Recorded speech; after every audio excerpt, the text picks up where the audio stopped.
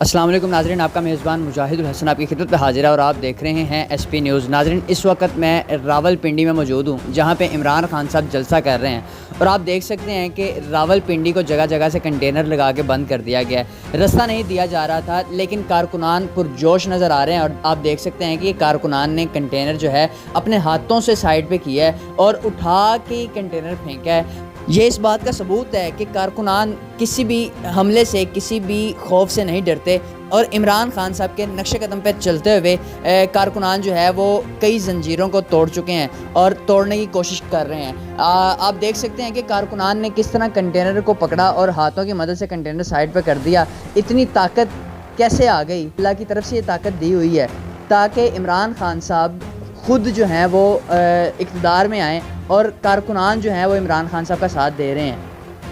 ये इस बात का सबूत देता हुआ नज़र आ रहा है कि कारकुनान किसी भी सूरत में ग़ुलामी कबूल नहीं करेंगे, चाहे वो अमेरिका की ग़ुलामी हो। लेकिन इमरान खान साहब जो हकीकी आज़ादी मार्च लेकर चले हैं, इसका मकसद भी यही है कि हम किसी सूरत ग़ुलामी कबूल नहीं करेंगे।